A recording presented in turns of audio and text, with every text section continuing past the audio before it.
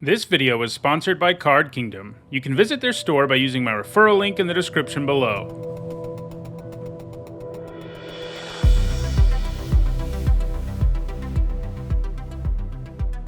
Hi everyone, I'm Nizzanotes, and today is Saturday, and that means it's time for Nizzanotes, my weekly vlog series where I talk about limited magic. As usual, at the beginning of preview season, we get, a video that tells us about all the new mechanics and gives us some preview cards, and we're in the middle of preview season now for Brothers War, which is actually a pretty quick turnaround. It looks like the full card gallery will go up next Friday, or this Friday from when you're watching this video.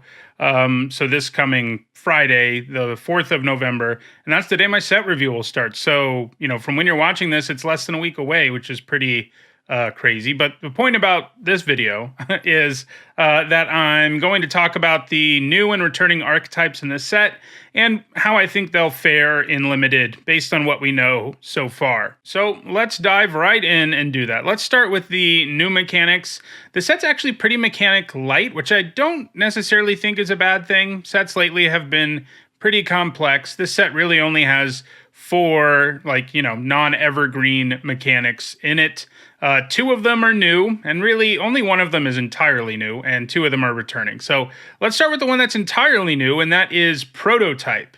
And let's look at a super powerful mythic rare that has Prototype, Phyrexian Flesh Gorgers. So these are creatures that are modal. It's not that far from being like a modal double-face card, but they did it with 1 face.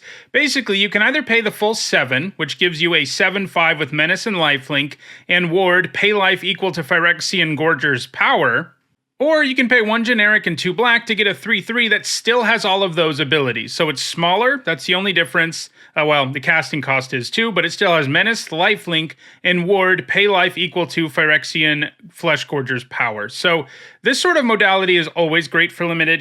This is a mythic rare, but we're going to see it on commons and uncommons, where it's sort of like Kicker. Like they say, all mechanics are Kicker, where you have a somewhat weaker creature you can play early, and then later you can pay extra mana and get a bigger creature. The one sort of interesting element here that makes it a little different than Kicker would be is that the creature, it only costs colorless mana to cast if you don't do the Prototype thing, and that's interesting. So, this is the kind of card you could put in any deck in the format if you want to, but it is substantially worse if you can't cast it early, because sometimes that's what you're going to need to do, and a 3 mana, 3/3 with Menace and Lifelink and Ward is a great card. So early, it's a hyper-efficient creature. If you pay the full 7 for it, it's actually kind of less efficient, but it is a heck of a lot larger and more of a threat at that stage of the game. So, again, the modality is good. It makes the card flexible and powerful, and the Flesh Gorger is just a very, very strong card.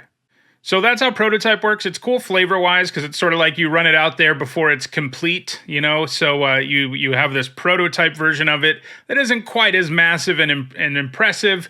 But then you can also run it out as a completed card later. And I guess I mean complete in the normal sense, not in the Phyrexian sense. So yeah, Flesh Gorger and other cards with Prototype. I think this is going to be a great mechanic for Limited. Going to be probably something sort of format defining in terms of the flexibility it gives you and the fact that these cards are good no matter when you get them in the game, basically, whether you play them early or you play them late. And that's always great. The other new mechanic, quote-unquote new, is Power Stones. So I say these aren't exactly new because we saw them on the Karn in the last set. And, it was pretty obvious we'd see a bunch more of these in this set, and we are. It's a huge theme in this set. And as you can see here from Urza, Power Stone Prodigy, that's another interesting thing we learned, is, we already knew there was a mythic rare Urza, that has Meld, more on Meld later. But in fact, there's going to be an uncommon rare and mythic rare of both Urza and Mishra in the set. So that's kind of a cool thing that we have them at different stages in their life. And Urza Power Stone Prodigy is when he's quite young here, and it makes a Power Stone whenever you discard 1 or more artifact cards. And these Power Stones produce mana, but they can only be tapped for colorless, and it can't be spent to cast a non-artifact spell. That's not quite as restrictive as it might be to you on a first reading. It sounds sort of like you can't use it for anything other than casting artifacts, but that's not actually true. The way this works is you can use it to activate abilities. For example, you can use Urza Power Stone Prodigy's ability by tapping a Power Stone. You can't use the Power Stone to cast Urza Power Stone Prodigy, but you can use it to use abilities on cards that aren't artifacts. So there's more uses for them than you might think. Plus, this set obviously has a large artifact theme. That's sort of the through line for the whole set. You know, it's sort of a retelling of Antiquities, a set that was artifact-based way back in the day. This Brothers' War is telling the same story, only modified by time travel, and thus, you know, it's going to be artifact-heavy. Power Stones are going to be a common thing, and that's going to mean they're really good, because you can ramp into artifacts with them, you know, like the big Phyrexian Worm we just saw, for example. It is interesting, so far, I think every card we've seen that makes a Power Stone has it come into play tapped. So it's not actually part of the token. You know, the token doesn't say this enters tapped, but it seems like they're having them come into play tapped with most cards. We'll have to see whether that remains true. I kind of think it would be and probably should be because, you know, if you have it one way on 95% of cards, it's usually a good idea to just do it that way in all of them so people aren't confused. But keep in mind they do come into play tapped, so you can't really take advantage right away. But yeah, you know, Urza looks like a nice uncommon here. The ability to loot is always quite nice, and this can generate mana for you while you're looting. So yeah, Power Stones are back. You know, they weren't really a huge piece of what we saw in Dominaria United. They are a huge piece of what we're seeing in this set. Having them in play, you know, in addition to the fact that they can just tap to produce mana for your artifacts and abilities and such, they're also quite useful in general for any card that checks for the number of artifacts in play, which are inevitably going to be in this set. So yeah, Power Stones look good. They're going to be something you're after. I'm sure there will be sort of a ramp artifact archetype in addition to, you know, a more normal artifact archetypes that check for artifacts in play, and it's going to be useful in all of those kinds of decks. So after that, we have two returning mechanics, and they're both things we already knew were in the set from earlier previews, but now it's sort of been confirmed that they're in the set as full-blown mechanics, although it can be debated whether Meld, which we'll get to in a second, is really that relevant for us. But Unearth is the other mechanic, and it certainly is. You know, Unearth is, like I said, a returning mechanic. It lets you pay a mana value. So let's look at Mishra, Tamer of Makfawa here. And he gives each artifact card in your graveyard Unearth, one generic, a green, or a black, and a red. And that means you can pay that mana, and that artifact comes back to the battlefield. It gains haste, and you exile it at the beginning of the next end step, or if it would leave the battlefield. And then you can only unearth as a sorcery. So it lets you bring things back from the graveyard for a turn. This is kind of interesting.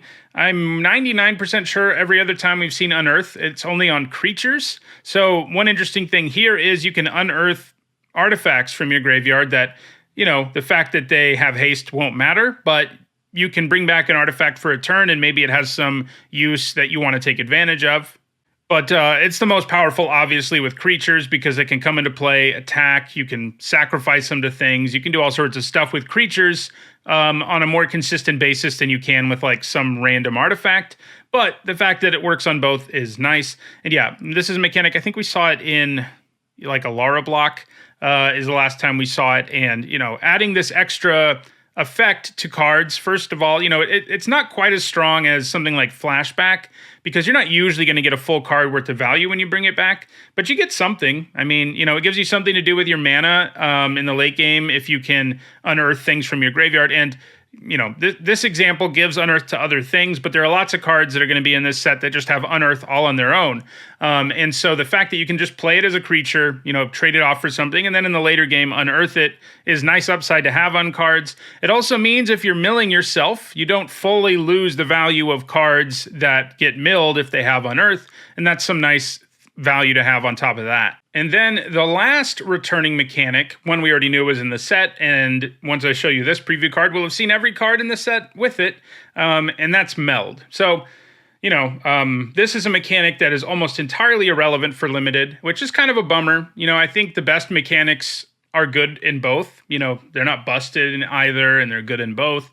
This isn't really, and it's not because it's not a good mechanic in terms of power level necessarily, but it's because of the nature of limited. So here's how it works. The example we have here is Titania, Voice of Gaia. So Titania is a creature all on its own, a 3-mana 3/4 with reach, has an ability about lands entering your graveyard, but what matters for Meld here is at the beginning of your upkeep, if there are 4 more land cards in your graveyard and you both own and control Titania, Voice of Gaia, and a land named Argoth, Sanctum of Nature, exile them and meld them into Titania Gaia Incarnate. So each of these cards, Titania and Argoth, this land, on the other side, they have half a card on them, as crazy as that might sound if you're not familiar with this mechanic.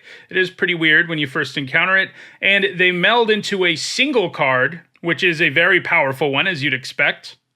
They become Titania Gaia Incarnate, which is this huge elemental avatar, has power and toughness each equal to the number of lands you control, has vigilance, reach, trample, and haste. When it enters the battlefield, you return all the lands from your graveyard to the battlefield, tapped, and they're going to be there because you had to get lands in your graveyard to trigger Titania, and then you can also put counters on lands and animate them. So, very powerful. But, so why do I say this doesn't matter in Limited for the most part? Well, it's because this only appears on 6 cards in the set, and 3 of them are mythic and 3 of them are rare, and each pair is 1 mythic and 1 rare.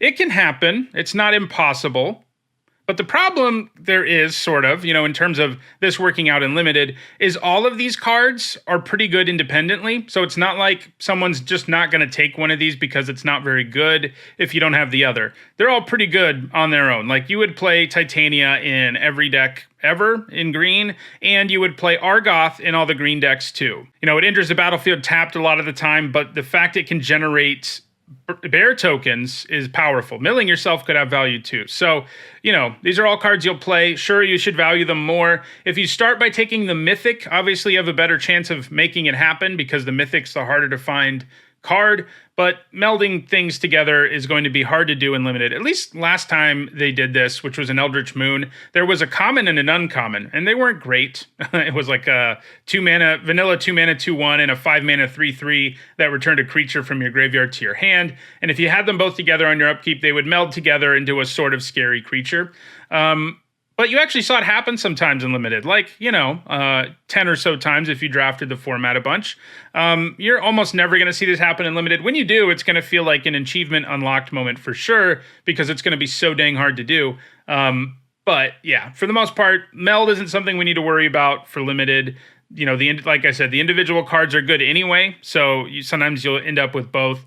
But you not only have to end up with both, you also have to fulfill whatever requirement while you control both, which your opponent can obviously disrupt pretty easily. So Meld's not really here for Limited, but I do think the other 3 mechanics are all pretty nice for Limited. I especially like things like Prototype and Unearth, both of which, let you utilize a card differently depending on the stage of the game and in what zone it's in terms of Unearth. So, early look at the format, it looks good. It's very, very early, but I like I said at the beginning, the fact that they're not shoving a bunch of mechanics at us, I think is a good sign. We could definitely use a set that has a little less complexity than what we've seen of late.